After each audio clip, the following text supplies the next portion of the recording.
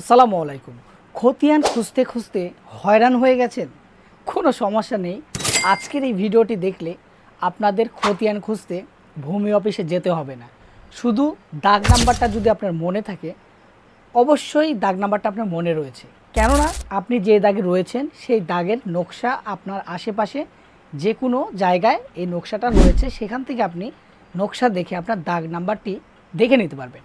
তো আপনি যদি এই দাগ নাম্বারটা দেখে নিতে পারেন, সেক্ষেত্রে আপনাদের প্লাস পয়েন্ট কোথায় আমি সেটা বলেছি।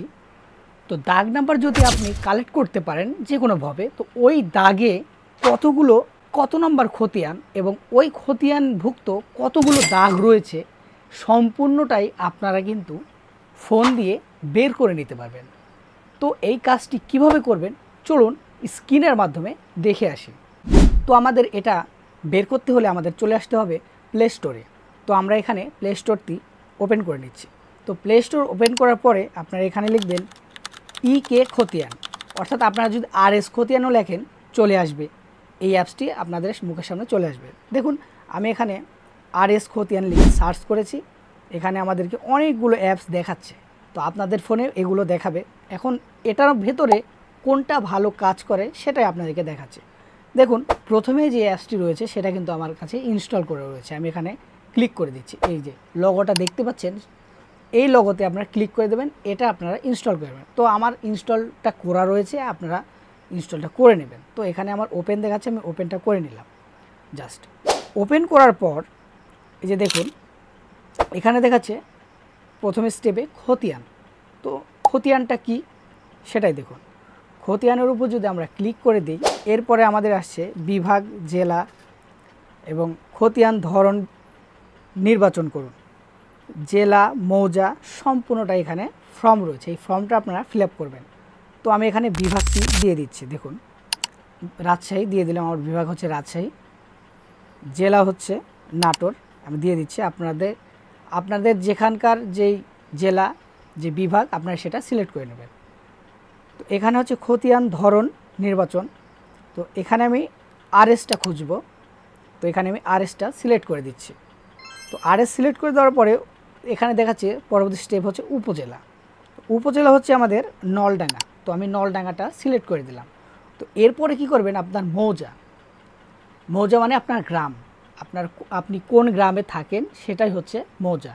এই মৌজা ব্যাপারটা অনেকেই মজা করে, আসলে এটা মজা নয়, মৌজা। তো মৌজা হচ্ছে আপনার গ্রাম। তো আমি এখানে মৌজাটা সিলেক্ট করে নিচ্ছি।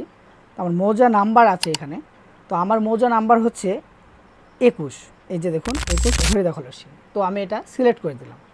তো এখন আপনার যেটা করতে হবে, আপনারা যদি দাগ নাম্বার দিয়ে সার্চ করেন তাহলে এখানে দাগ নাম্বার দিতে হবে। যদি আপনার পিতা স্বামীর নাম যদি জানেন তাহলে দিতে পারবেন, মালিকানার নামও দিতে পারবেন, সমস্যা নেই। তো এখানে আমি খতিয়ান নাম্বারটা দিয়ে সার্চ করছি। আচ্ছা খতিয়ান না, আমরা এখানে দাগ নাম্বার দিচ্ছি। তো দেখুন যেহেতু আপনার খতিয়ান নাম্বার মনে নেই, দাগ নাম্বার দিয়েই আপনাদের বের করতে হবে।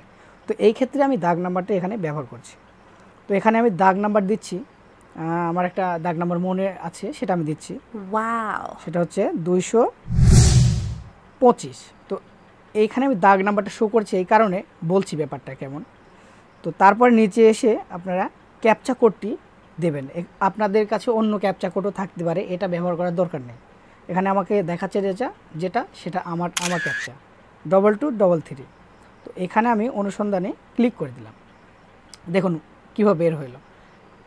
এই যে 225 দাগ নাম্বার আমি এখানে সিলেক্ট করে দিলাম, এই দাগের মেন মালিককে এবং কারা কারা এখানে অংশ পাবে সেটা কিন্তু এখানে দেখাচ্ছে, এবং ওই দাগের খতিয়ান নাম্বার কত সেটাও কিন্তু এখানে দেখাচ্ছে।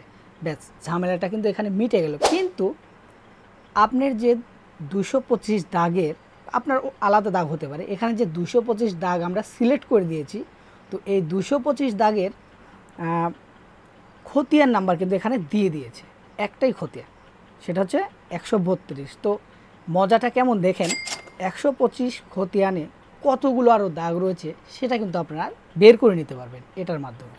তো আমরা এখন একটু ব্যাক করে নিচ্ছি। তো ব্যাক করে এখানে আমরা খতিয়ান নাম্বারটা দিচ্ছি 132। তো এখানে আবারও ক্যাপচা দিয়ে দিচ্ছি। 2408। দেখুন এখানে উক্ত খতিয়ান নাম্বারে কতগুলো দাগ রয়েছে সেটা কিন্তু এখানে দেখাচ্ছে। দেখুন 1 2 3 4 5 6 7 8, এই খতিয়ানে 8টা দাগ রয়েছে এবং মালিকানা কে কে, কে তার বাবা, কে তার পুত্র, সেখানে কিন্তু এখানে সম্পূর্ণটাই দেখাচ্ছে।